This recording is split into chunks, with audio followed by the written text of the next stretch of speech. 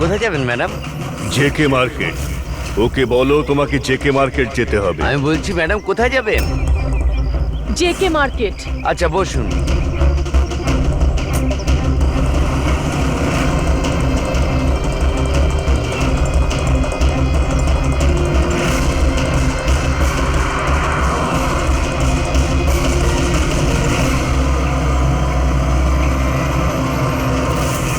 জিয়া তুমি ভীতু, ভীতু তুমি। তুমি কিচ্ছু করতে পারো না। 1 নম্বরের ভীতু তুমি। মিথ্যে, আমি ভীতু নই। আর আমি কাউকে মারতে পারবো না। ম্যাডাম আপনি আমাকে কিছু বললেন? হ্যাঁ, না না, আমি কিছু বলিনি। না, কিছু বলিনি। আমি এমনি একা একা কথা বলছিলাম।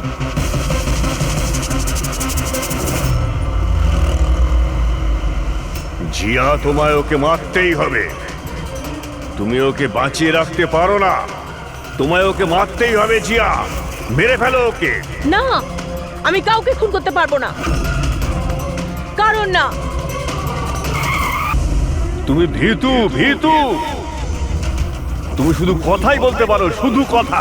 তুমি কিচ্ছু পারো না। ক্ষমতা থাকলে কিছু করে দেখাও। তুমি কি আমার কথা শুনতে পাচ্ছ? যদি আমার কথা শুনতে পাও তাহলে আমি যা বলছি তা তোমাকে করতে হবে। মেরে ফেলো, মেরে ফেলো ওকে। আমার কথা শোনো, আর যা আমি বলছি তা তুমি করো। মেরে ফেলো ওকে। ইওর অনার, সমস্ত সাক্ষী আর প্রমাণ এটাই বলছে যে এই খুন ইনি করেছেন। না না জজ সাহেব, এগুলো সব মিথ্যে। মিথ্যে তো আপনিই বলছেন ম্যাডাম। খুন আপনিই করেছেন। না জজ সাহেব, আমি একদম নির্দোষ। এগুলো সব ভুল। ইওর অনার, ইওর অনার, হ্যাঁ হ্যাঁ আমি শুনছি, বলো কি বলতে চাও? ইওর অনার, আমার প্রতিপক্ষ বন্ধুর মানে নীলেশ বাবুর কাছে প্রমাণ করার মতো কিছুই নেই। কোর্টের মূল্যবান সময় যেন নষ্ট না হয়। ইওর অনার, কোর্টের সময় নিঃসন্দেহে মূল্যবান, কিন্তু তার থেকেও অনেক বেশি মূল্যবান একজন নির্দোষের জীবন। আমি প্রমাণ করে দেবো। আমার কথা শোনো, আর যা আমি বলছি তা তুমি করো। মেরে ফেলো অর্ডার ওকে। অর্ডার। রায় ঘোষণার আগে আদালত 2 ঘন্টার জন্য স্থগিত রাখা হচ্ছে। That's all.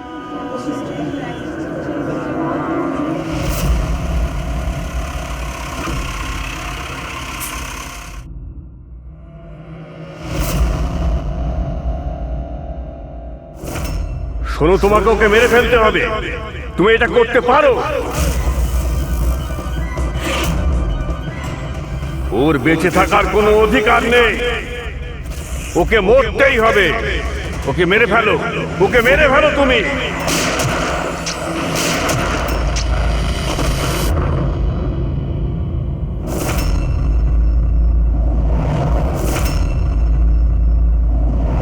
স্যার, এরা বলছে যে প্রীতিকা এখানে ছিল যখন জাজ শ্রীকান্ত এখানে আসে আর ওর ওপরে গুলি চালায়। তারপরে ও এখানে এসে নিজেকেই নিজে গুলি করে দিয়েছে। ওখানে যখন এসব ঘটনা ঘটে তখন যারা ছিল তারা কোথায়? তারা কোর্টরুমে আছে।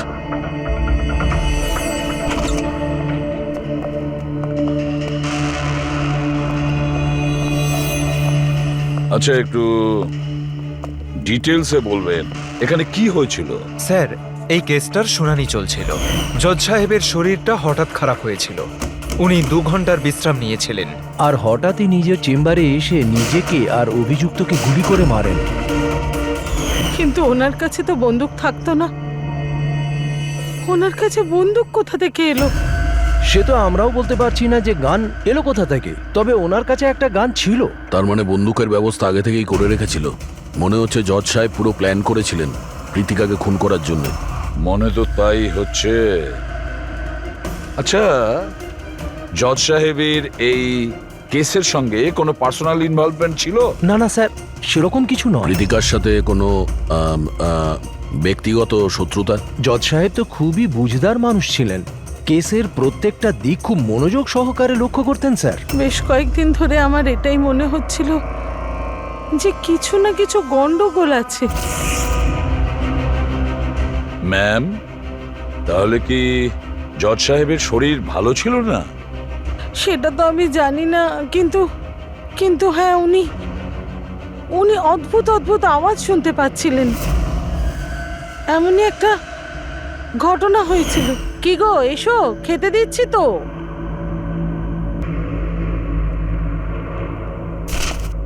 এই প্রতিবেশীদের কথার আর শেষই নেই, যখন খুশি যা খুশি বলে যাচ্ছে। আরে কি হলোটা কি? এত বিরক্ত হওয়ার কি আগে আছে? গিয়ে পড়শিদের মুখটা বন্ধ করো, ওদের বকবক শোনার আমার কোনো ইচ্ছে নেই। কি যে বলো না তুমি। প্রতিবেশীরা তো গত 1 মাস ধরে লন্ডনে আছেন। আরে ওনাদের গলা এখানে কি করে আসবে? কি উল্টোপাল্টা বলছো? কি গো কৌশল, জানি না যে ওর কি হয়েছে, এমন অদ্ভুত ব্যবহার করছে। আর ওই জানো তুমি, ও প্রতিবেশীদের গলা শুনতে পাচ্ছে, যেখানে ওরা কেউ বাড়িতে নেই, বিদেশে গেছে। কাকে বলছো এইসব? কাকে বলছো? আর তুমি কি মনে করো আমি মিথ্যে কথা বলছি? কি দেখছো এইভাবে? নাটক বন্ধ করো। বলো, তোমরা এই ঘরে কি লুকিয়ে রেখেছো? বলো আমাকে, বলো।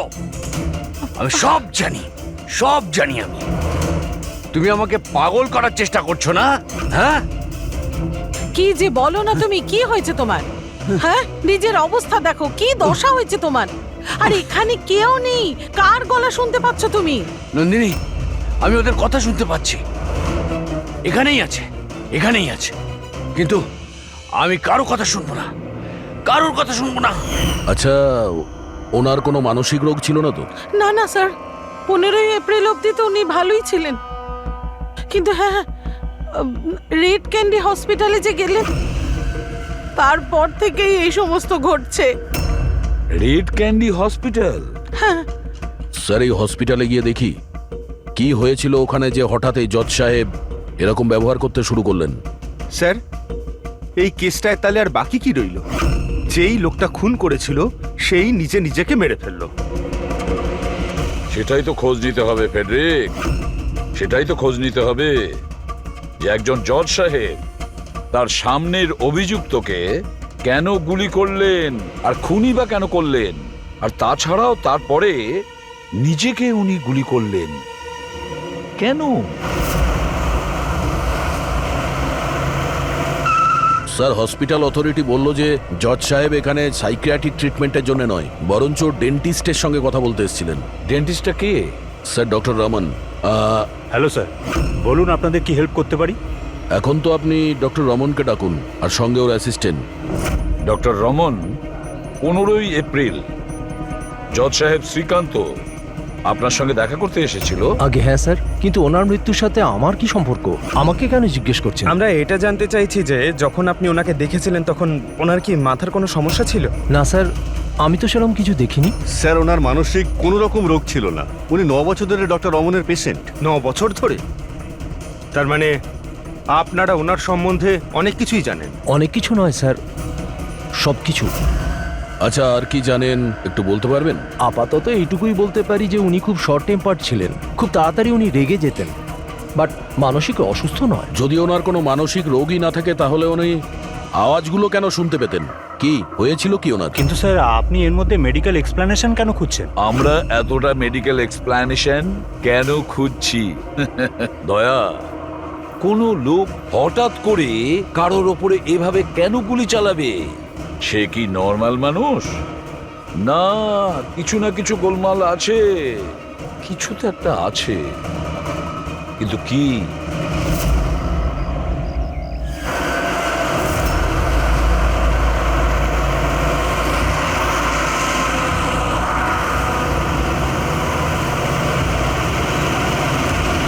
বীরেন, তুমি শুধু শুধু চিন্তা করছো।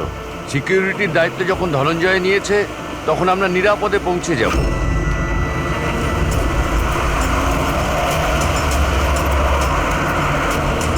সে কথা তো ঠিক, কিন্তু আপনি তো হুমকি পাচ্ছেন। দেখো বীরেন, আমাদের এই কাজে অনেক হুমকি টুমকি আসে, আর এইসব হুমকি টুমকিতে আমি একেবারেই চিন্তিত নই। তা নয়, ভয় তো আমিও পাচ্ছি না, কারণ আমি ধনঞ্জয় আর টিমকে পুরো ভরসা করি।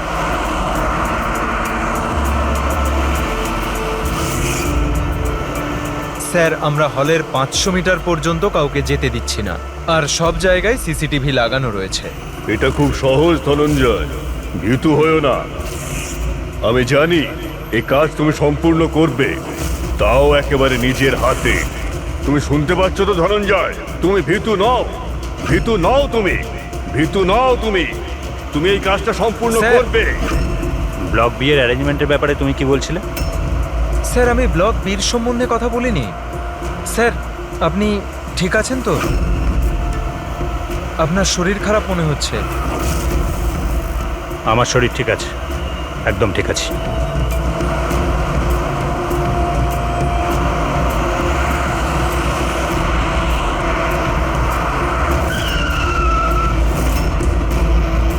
ধনঞ্জয়, তোমার ওকে মারতেই হবে। মেরে ফেলো ওকে, ওকে মেরে ফেলো, ওকে মেরে ফেলো ধনঞ্জয়, মেরে ফেলো। গাড়ি থামাও।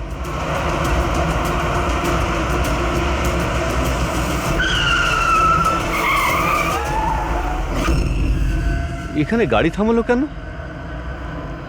স্যার কি হলো? এগিয়ে যাও ধনঞ্জয়, তোমার মিশনকে কমপ্লিট করো। মেরে ফেলো ওকে, ভীত হয়েও না ধনঞ্জয়, মেরে ফেলো ওকে। তুমি এটা করতে পারো। ধনঞ্জয় এদিকে কেন আসছে? এগিয়ে যাও ধনঞ্জয়, ওকে মেরে ফেলো ওকে, ওকে মেরে ফেলো। আমি দেখছি, দাঁড়াও। ওকে। কি হয়েছে ধনঞ্জয়? গাড়ি আটকালে কেন? তুমি এটা করতে পারো ধনঞ্জয়, ওকে মেরে ফেলো।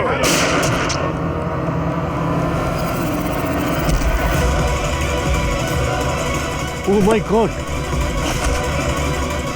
সঞ্জিত বাবু, আপনার কি হলো? ধনঞ্জয়, এসব কি করলে তুমি?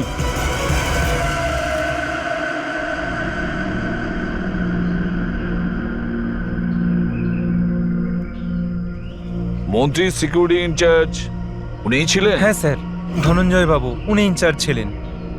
অদ্ভুত স্যার, যাকে বডিগার্ড রেখেছিল সেই মেরে দিল। মন্ত্রী মশাইকে মারার কোনো বিশেষ কারণ?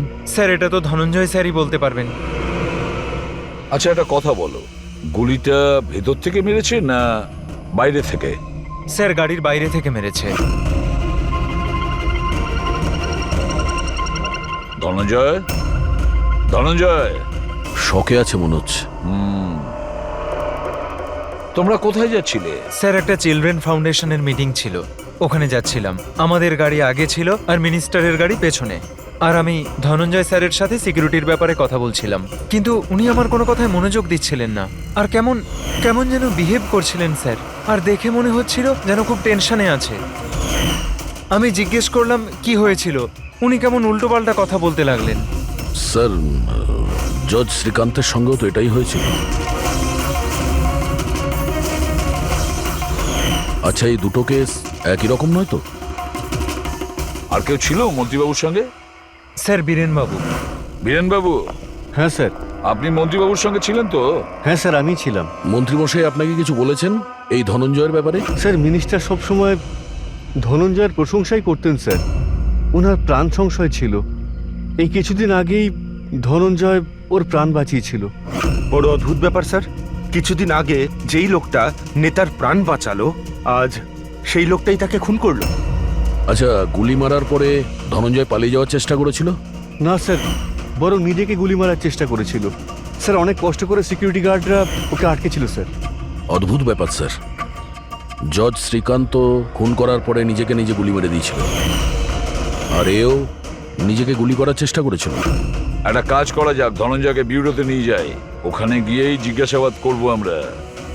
আর একটা কথা বুঝতে পারছি না দয়া, খুন করার পরে খুনি তার নিজেকে গুলি কেন করছে? কেন?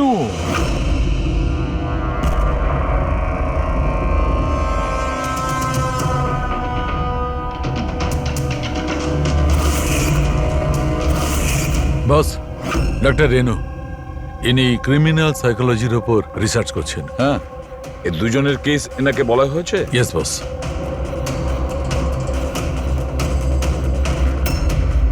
আমার ছেলে কোথায়? আমি ওর কাছে যাব। ইনি মিনিস্টারের সিকিউরিটি ইনচার্জ ধনঞ্জয়ের মা। ও, ওকে এখানে কেন এনেছেন? দেখুন, আপনার ছেলে মন্ত্রীবাবুকে খুন করেছে। না না, আমার ছেলে কাউকে খুন করতে পারে না।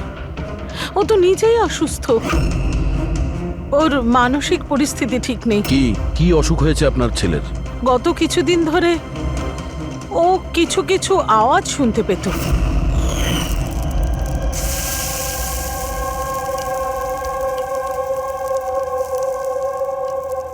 ধনঞ্জয়, কি হয়েছে বাবা? চিন্তিত মনে হচ্ছে। অফিসে কোনো প্রবলেম আছে নাকি? কোনো টেনশন? 2 দিন ধরে তুই আমার সঙ্গেও ভালো করে কথা বলছিস না। কেউ তো আছে এখানে। শোন না, আমি তোর ফেভারিট রান্না করছি, পালং শাক। এই ঘরে তুই- কেউ তো আছে যে আমার সাথে কথা বলছে। আরে আমি তো বকর বকর করছি, আর কে কথা বলবে তোর সাথে?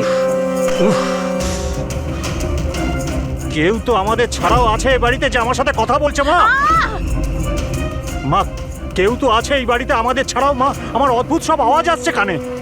কেউ আমার সাথে কথা বলছে। আমরা দুজন ছাড়া আর কেউ নেই বাড়িতে। কেউ আছে যে আমার সাথে বন্ধ হয়ে গেল আওয়াজটা। আবার আসছে, আবার এই আসছে। ধনঞ্জয়, কেউ নেই, কেউ আরে নেই বলছি। কেউ তো আছে মা এখানে। কেউ নেই বাবা, তুই এখানে বস। মনে হচ্ছে তোর শরীর ঠিক নেই, আমাদের ডাক্তারের কাছে যাওয়া উচিত। কিন্তু এমনটা তো শুধু স্কিজোফেনিয়াতেই হয়। স্কিজোফ্রেনিয়া? হ্যাঁ, হয়তো আপনারা এটা জানবেন যে স্কিজোফ্রেনিয়া একটা মানসিক রোগ। এরকম অবস্থায় পেশেন্ট অনেক রকমের আওয়াজ শুনতে পায়, মানুষ না হওয়া সত্ত্বেও তারা দেখতে পায়, আর পেশেন্ট এমনকি নিজেকে মেরে ফেলার চেষ্টাও পর্যন্ত করে। আপনারা কি আমাকে বলতে পারবেন যে ওই পেশেন্টদের বয়স কত ছিল? শ্রীকান্তবাবুর বয়স 50 বছর আর ধনঞ্জয় 42। কিন্তু এই বয়সে তো স্কিজোফ্রেনিয়া হয় না। আমি কি ওর সাথে দেখা করতে পারি? পেশেন্টের সঙ্গে কথা বলতে হবে। হ্যাঁ নিশ্চয়ই পড়বি।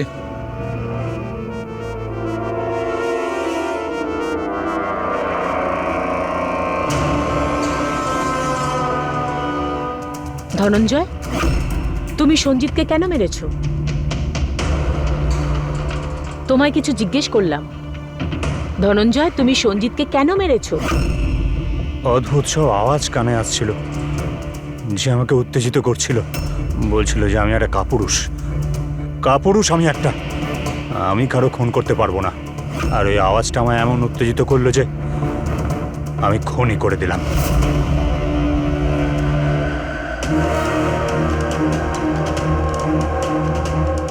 আর তোমার গাল এটা ফুলে আছে কেন? আমার দাঁতে ইনফেকশন হয়েছে। জজ শ্রীকান্ত, ওরও তো দাঁতে ইনফেকশন ছিল স্যার। হ্যাঁ, আমার ছেলেরও দাঁতের চিকিৎসার পর থেকেই ওর শরীর খারাপ হচ্ছিল। কি দাঁতের চিকিৎসা করানোর পরে আপনার ছেলে শরীর খারাপ হয়? এই কোন ডেন্টিস্টের কাছে ট্রিটমেন্ট করিয়েছেন? Doctor Raman, red candy hospital. Red candy হসপিটালে গিয়েছিল, তারপর থেকে ওনার সঙ্গে এই সমস্ত কিছু হচ্ছে। কিরকম কোইন্সিডেন্স দেখেছো? ধনঞ্জয় আর শ্রীকান্ত দুজনেরই দাঁতের প্রবলেম, দুজনের ডেন্টিস্ট এক, আর ওদের দাঁতের চিকিৎসা করার পরেই শরীরটা খারাপ হয়েছে। এটা কিরকম কোইন্সিডেন্স? গন্ডগোল আছে, অনেক গন্ডগোল আছে। এই ধনঞ্জয় আর জজ শ্রীকান্তর দাঁতের এক্সরে বের করো, বোঝা তো যাবে এর পেছনে কি কারণ আছে।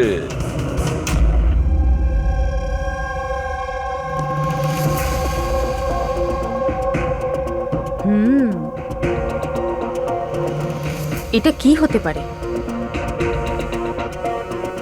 স্যার? এটা দেখুন। কি হয়েছে? এই মার্কস। তাই তো, দাঁতের উপর এগুলো কি ফরেন অবজেক্টের মতো? এক্স্যাক্টলি, তার উপর দুজনের দাঁতেই রয়েছে। দুটো লোকের দাঁতের উপর কিছু একটা ফরেন বডির মতো কিছু একটা। কি হতে পারে? সারিকা, হ্যাঁ এক কাজ করো, এসিপি সাহেবকে ফোন করো, ওনাকে বলে দাও কেসের সূত্র পাওয়া গেছে।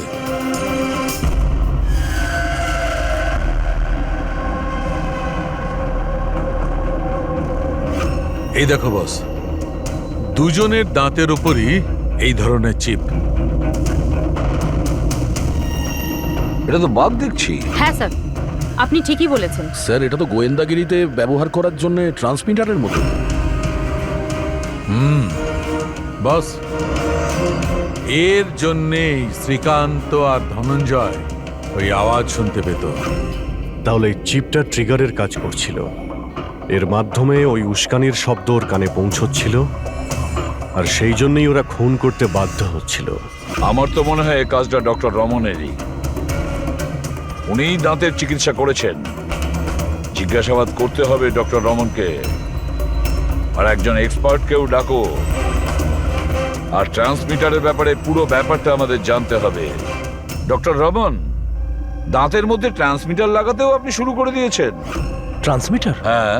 কোন ট্রান্সমিটারের কথা বলছেন আপনারা? সেই ট্রান্সমিটারের কথা বলছি যেটা জজ শ্রীকান্ত তার সিকিউরিটি অফিসার ধনঞ্জয়ের দাঁতে পাওয়া গিয়েছে। দেখুন, আমার কথা বিশ্বাস করুন, আমি কোনো ট্রান্সমিটার লাগাইনি। এসব কি বলছেন কি আপনারা? ডাক্তারবাবু, দাঁতে ট্রান্সমিটার লাগাবেন কেন? স্যার, আপনারা আমাদের হসপিটালকে বরবাদ করতে এসছেন। ডক্টর রমন আমাদের হসপিটালের একজন দায়িত্বপূর্ণ ডক্টর স্যার, এই ধরনের কাজ উনি করবেন না। কিন্তু এই ধরনের কাজ এখানে তো হয়েছে। আমরা শ্রীকান্ত আর ধনঞ্জয়ের দাঁতের ভেতর থেকে এই ট্রান্সমিটার পেয়েছি। আর এই ট্রান্সমিটারের কারণে ওনারা দুজন স্কিজোফ্রেনি হয়ে যায়। স্যার, ওনারা দুজন আমার খুব পুরনো পেশেন্ট। শ্রীকান্ত 9 বছর আর ধনঞ্জয় 2। স্যার, আমি আমার পেশেন্টের সাথে এরকম করব কেন? এটা তো আপনি বলবেন। কেন ট্রান্সমিটার লাগালেন? আমার কথা বিশ্বাস করুন, আমি কোনো ট্রান্সমিটার লাগাইনি। কারণ ওনার কাছে ট্রান্সমিটার লাগানোর আর তাকে মোলার ইমপ্ল্যান্ট করানোর ট্রেনিংই নেই। উনি শুধুই একজন ডক্টর, ভালো দাঁতের ডক্টর। আর স্যার, আমরা এখানে দাঁত লাগিয়ে থাকি, বানাই না। দাঁত তো অর্ডার দিলে বাইরে থেকে আসে।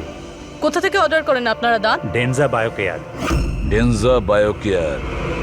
হেড্রিক, পঙ্কজ, ডক্টর রমনের চেম্বারটা ভালো করে চেক করো। প্রতিটা কোণা ভালো করে দেখো। আর কতজনের দাঁত ইমপ্ল্যান্ট করেছেন? আগে প্রায় 20 জনের। আচ্ছা, তাহলে ওই 20 জনের নাম আর ঠিকানা আমাদের চাই। দয়া স্যার, হতে পারে ওই 20 জনের জীবনও বিপন্ন।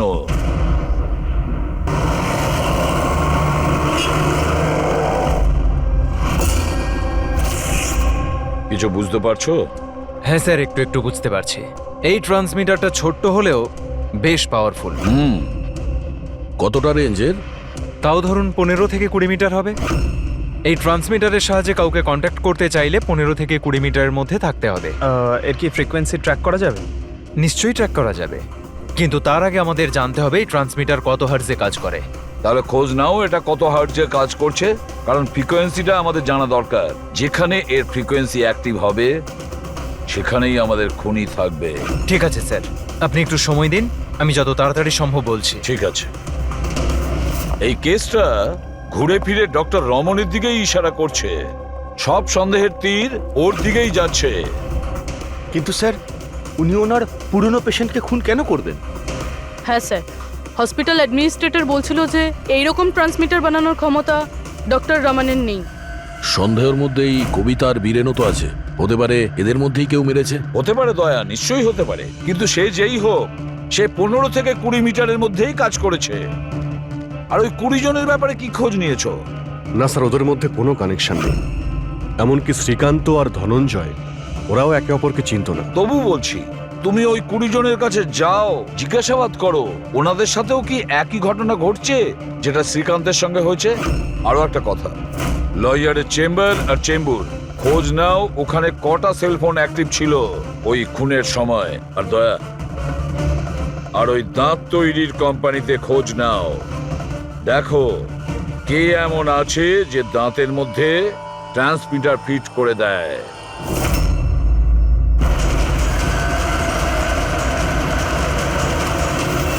বিনয় তো আপনারই নাম?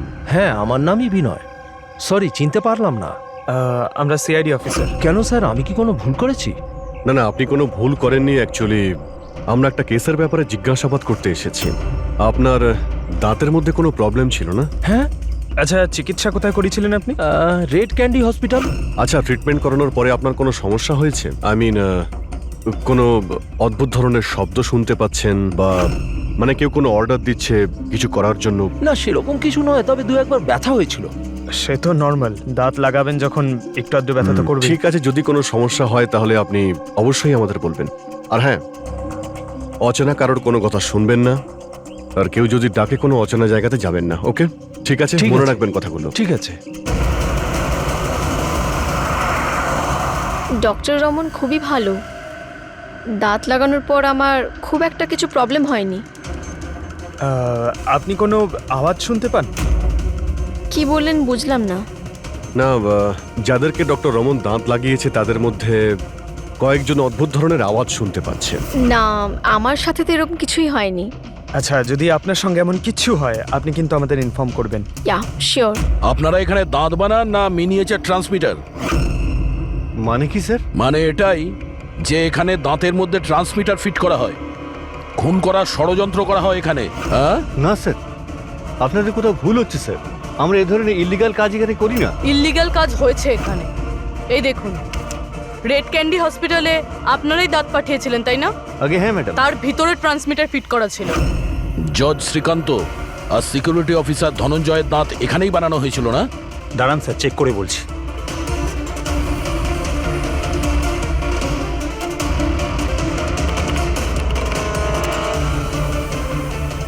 হ্যাঁ স্যার, দাঁত তো এখানেই বানানো হয়েছে, কিন্তু যদি আমাদের এমপ্লয়ি রূপালী থাকতো যে এই দাঁত বানিয়েছে, তাহলে সত্যিটা জানা যেত। কোথায় আপনাদের সেই এমপ্লয়ি রূপালী? ও তো কাল রাতেই মারা গেছে। কি করে মারা গেছে? ওর তো অ্যাজমা অ্যাটাক হয়েছিল, অথচ চিন্তার ব্যাপার এটাই যে ওর কখনো অ্যাজমা ছিলই না। আগে হ্যাঁ স্যার। ওর বাড়ির অ্যাড্রেসটা দেবেন প্লিজ। আপনি দাঁত কবে লাগিয়েছেন? স্যার 2 মাস হয়ে গেছে। কোনো সমস্যা হয়েছে আপনার? না, কোনো প্রবলেম নেই, ওই দাঁত লাগিয়েছিলাম, ঠিক আছে। না, মানে অদ্ভুত ধরনের কোনো আওয়াজ শুনতে পাচ্ছেন কি আপনি? না স্যার, কিন্তু কি হয়েছে? দেখুন, রেড ক্যান্ডি হসপিটালে যারাই ট্রিটমেন্ট করিয়েছেন তাদের কোনো না কোনো সমস্যা হচ্ছে, আর তাদের মধ্যে 2 জন তো মারাও গেছেন। স্যার স্যার আমি মরতে চাই না। না না, আপনি ভয় পাবেন না, সেরকম কিছু নয়। আপনার যদি কখনো কোনো এরকম সমস্যা হয় যে আপনি অদ্ভুত ধরনের শব্দ শুনতে পাচ্ছেন বা এমন কোনো কাউকে দেখতে পাচ্ছেন যে নেই, মানে কেউ যদি আপনাকে বলে কার সঙ্গে কথা বলছেন, যদি এরকম কিছু হয় তাহলে অবশ্যই আমাদের ফোন করবেন। পঙ্কজার কতজন বাকি রয়েছে? স্যার, চেক করার জন্য আরো 5 জন বাকি আছে। ওই 5 জনকে খুব তাড়াতাড়ি চেক করতে হবে। কে বলতে পারে যে ওই খুনির পরবর্তী টার্গেট এদের মধ্যে কেউ হতে পারে? হ্যাঁ স্যার।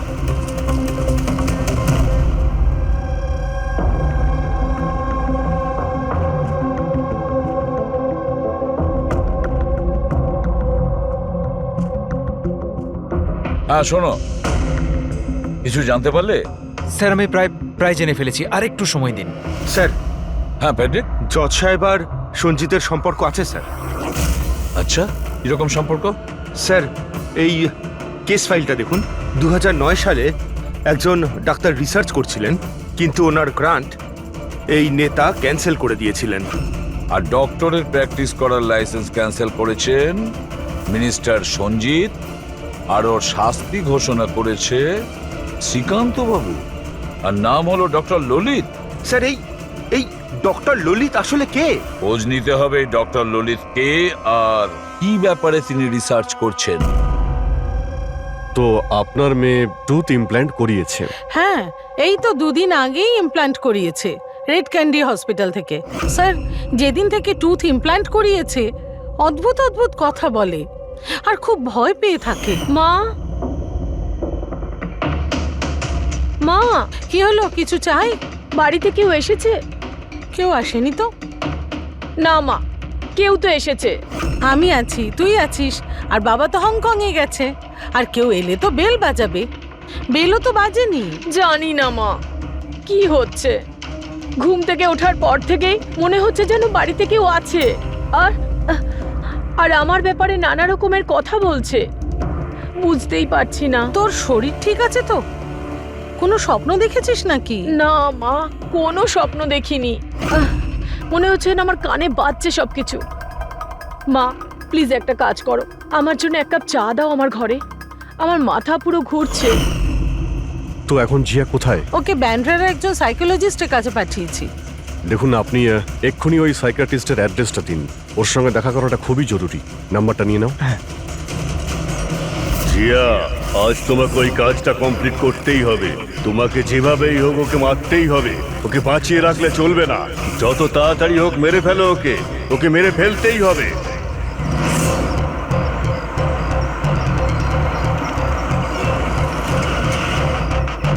কোথায় যাবেন madam? JK market.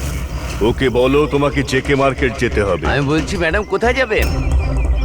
JK market. আচ্ছা বসুন।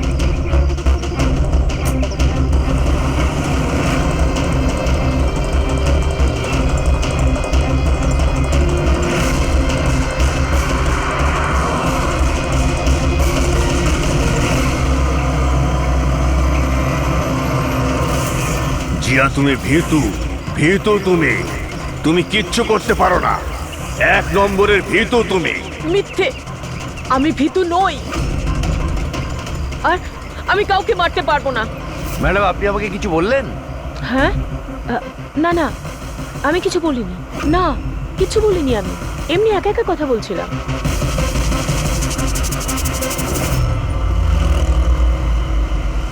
জিয়া, তোমায় ওকে মারতেই হবে।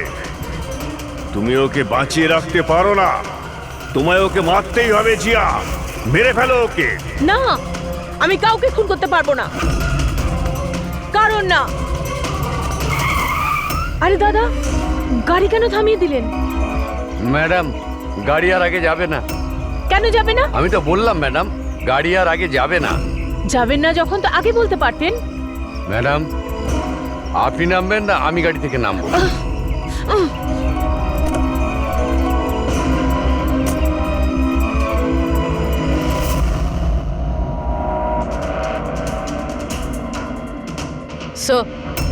স্যার, ওয়াচম্যান আর প্রতিবেশীরা বলছিল রূপালী 3 মাস আগে শিফট করেছিল আর একা এসেছিল।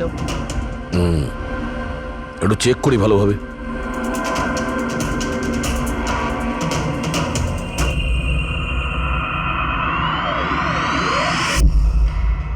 এটা কি?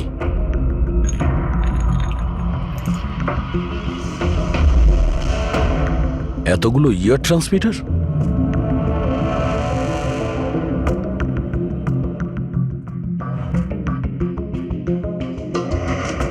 ডক্টর রমনের পেশেন্টদের পুরো ডিটেলস আছে এখানে।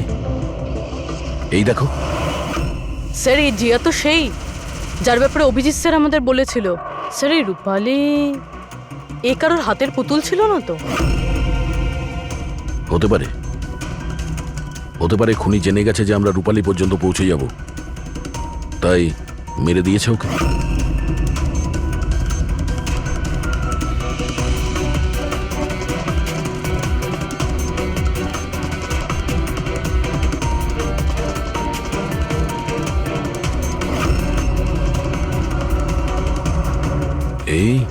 এই মিনিস্টার, সঞ্জিত, বীরেন আর জিয়া, এই 3 জনের মুখে রেড সার্কেল। মন্ত্রীমশাইয়ের মুখে ক্রস মেরেছে। মন্ত্রীমশাই তো মারা গেছেন। এখন বাকি আছে এই বীরেন আর জিয়া। মানে পরের নম্বর এদের।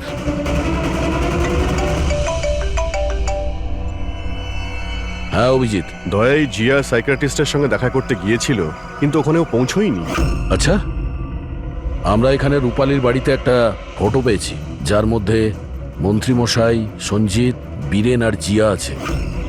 এই মন্ত্রীমশাইয়ের মুখের ওপর তো ক্রস মারা আছে, কিন্তু এই দুজনের মুখের ওপর লাল পেন দিয়ে সার্কেল করা আছে। আচ্ছা, এরকম নয় তো যে এই জিয়া বীরেনকে মারতে গেছে? তুমি এক কাজ করো, বীরেনকে অ্যালার্ট করো, খোঁজ নাও যে ও কোথায়।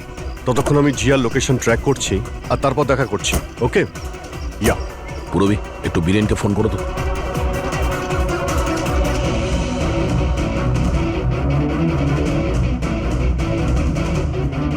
স্যার, বীরেনের ফোন তো বন্ধ আসছে। পেয়েছি স্যার। হ্যাঁ স্যার, এই ট্রান্সমিটার 1.8 মেগাহার্জ থেকে 2 মেগাহার্জের মধ্যে কাজ করে। গ্রেট। 1.8 মেগাহার্টজ থেকে 2 মেগাহার্টজ। হ্যাঁ স্যার। দেখ, আমার কথাটা মন দিয়ে শোনো। হ্যাঁ, প্রথমত ফেডরিক দারুণ কাজ করেছে। রিসার্চ করে এমন নাম বার করেছে যার কানেকশন মিনিস্টার সঞ্জিত আর জজ শ্রীকান্তর সঙ্গে। সেই লোকের নাম হলো ডক্টর ললিত। হ্যাঁ, ডক্টর ললিত। ইয়েস, আমার তো এই ডক্টর ললিতকে খুব গোলমেলে মনে হচ্ছে। আমার তো ওকেই সন্দেহ হচ্ছে, কারণ ডক্টর ললিতের কয়েক বছর আগে মিনিস্টার সঞ্জিত ডক্টর ললিতের প্র্যাকটিস করার লাইসেন্স ক্যান্সেল করে দিয়েছিল। আর তারপরে ওই ডক্টর ললিতকে জজ শ্রীকান্ত তার রায় ঘোষণা করেছেন। আর ফলাফল কি হলো? প্রথমে খুন হলো জজ শ্রীকান্ত, আর তারপরে মিনিস্টার সঞ্জিত মারা গেলেন। এই খুন কে করতে পারে? ডক্টর ললিতই করতে পারে। ওরই কানেকশন ছিল এই দুজনের সঙ্গে। ব্যাস, এবার ডক্টর ললিত যে ফ্রিকোয়েন্সি থেকে অপারেট করতো সেটা জানা গেছে। হ্যাঁ, টেকনো এক্সপার্ট আমাদের বলে দিয়েছে 1.8 মেগাহার্টজ থেকে 2 মেগাহার্টজ। ব্যাস, ওই ফ্রিকোয়েন্সি থেকে আমরা ট্যাপ করব ডক্টর ললিতকে। জানা যাবে যে ডক্টর ললিত কার কার সাথে কথা বলে এবং কি কথা বলে। আর দয়া, রেডিও ফ্রিকোয়েন্সি 1.8 মেগাহার্টজ থেকে 2 মেগাহার্টজ আমাদের সমস্ত পুলিশ স্টেশন এবং রেডিও ভ্যানকে জানিয়ে দাও। এবার দেখব আমরা কতদূর পালাতে পারে এই ডক্টর ললিত।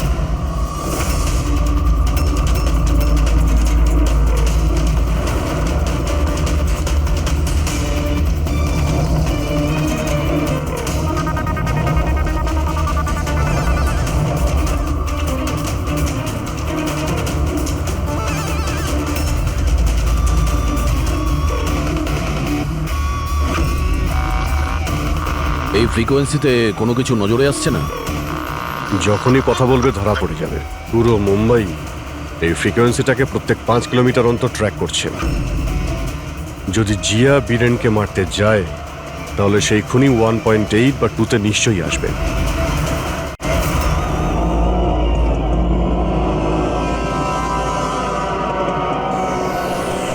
এগিয়ে যাও জিয়া, তোমার কাজটা সম্পূর্ণ করো। এটা কে হতে পারে যে সঞ্জিতের খুনের ব্যাপারে আমাকে এখানে ডেকে পাঠিয়েছে? জিয়া, ওকে মারতে হবে তোমায়। ওর বেঁচে থাকার কোনো অধিকার নেই।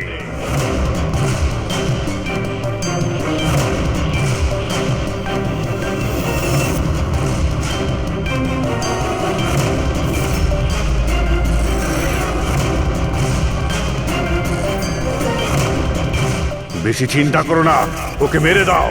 মেরে দাও তুমি ওকে জিয়া, ওর বেঁচে থাকার কোনো অধিকার নেই।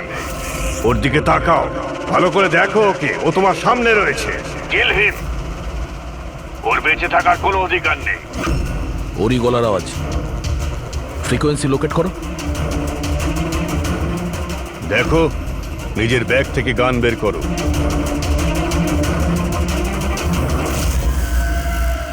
জিয়া, তুমি ভীতু নও। Shoot him, shoot him. Location কি বলছে? স্যার, জেডি মার্কেট মারোল দেখাচ্ছে।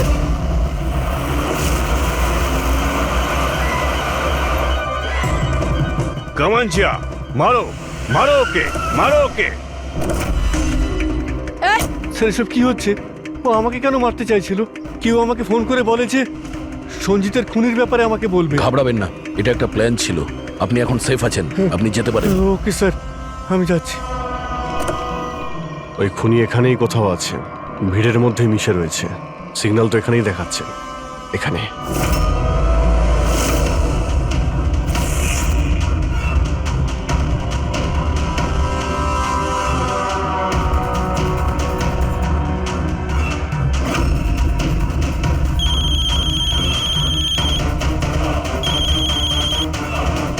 হ্যালো, অভিজিৎ বলছি।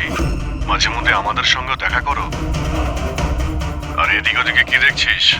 আমি তোর পিছনেই আছি, মিস্টার ললিত।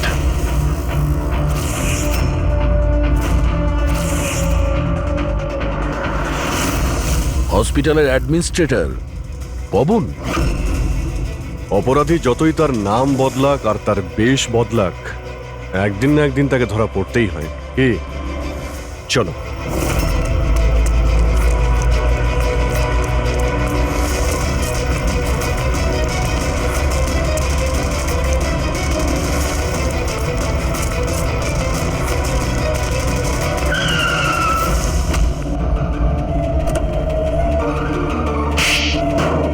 জজ শ্রীকান্ত আর মিনিস্টার সঞ্জিত তুই এদের খুন কেন করলি?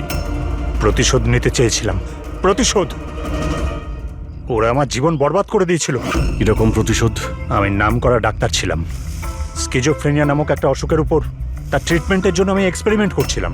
সফলও হয়েছিলাম। আমার অ্যাসিস্ট্যান্ট জিয়া এইচওডি বীরেনকে কমপ্লেন করে দিল। আর এইচওডি বীরেন তো মিনিস্টার সঞ্জিতের কাছেই আমার কমপ্লেন করে দিল। আর নেতা সঞ্জিত তোমার এই এক্সপেরিমেন্ট বন্ধ করে দেয়। হ্যাঁ, আমার প্রজেক্ট মাঝপথেই থেমে গেল। তাহলে তুই জেলে কি জন্য গিয়েছিলি? আসলে আমার গাফিলতির কারণে একটা মানুষের মৃত্যু হয়ে যায়। জজ শ্রীকান্ত কিছু চিন্তা ভাবনা না করি 10 বছরের সাজা দিয়ে দেন আর ডক্টর হওয়ার সম্মানটাই ছিনিয়ে নেন। তাহলে তুই এদের মেরে তোর হারিয়ে যাওয়ার সম্মান উদ্ধার করতে চেয়েছিলি। নামান্না রূপালী, এদের ইনভলভমেন্ট কি ছিল? জেল থেকে বেরোনোর পর আমি আমার শত্রুদের ট্র্যাক করতে শুরু করি। আমি ওদের মধ্যে এমন একটা ডিভাইস ফিট করতে চেয়েছিলাম যেন ওরা কিছু টের না পায়। ডক্টর রমন আর রূপালী আমাকে সাহায্য করছিলেন। ওরা কিভাবে সাহায্য করেছিল?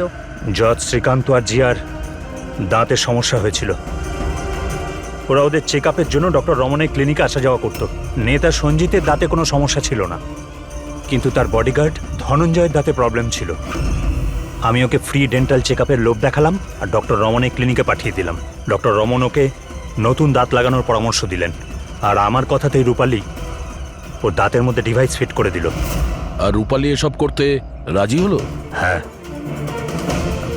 কারণ আমি রূপালীকে ভালোবাসতাম। আমরা দুজন মিলেই ডেন্টাল ক্লিনিক খুলেছিলাম। রূপালী সেই কাজে আমায় সাহায্য করত। তাহলে ওকে তুই কেন খুন করতে গেলি? কারণ জজ শ্রীকান্ত আর মিনিস্টারের মৃত্যুর পর ওর কাছে পৌঁছে যেতেন আমি ধরা পড়ে যেতাম। তাই ওর মুখ বন্ধ করতে ওকে মারতে হলো। শুধুমাত্র বদলা নেওয়ার জন্য তুমি অনেক কিছু করেছো, কত সুন্দরভাবে খুন করেছো। এর ফল কি হয়েছে? শেষ পর্যন্ত ধরাই পড়লে না? আমার উদ্দেশ্য কাউকে মারা ছিল না স্যার। আমি জিনিয়াস সেটা প্রমাণ করতে চেয়েছিলাম। রক্ত মাংসে গড়া মানুষগুলোকে অস্ত্র বানিয়েছিলাম। তোর যদি এই ব্রেনটাই তুই কোনো ভালো কাজে লাগাতিস তাহলে অপরাধী নয়, আর সারা জীবন জেলের মধ্যে পচে মরতেও হতো না তোকে।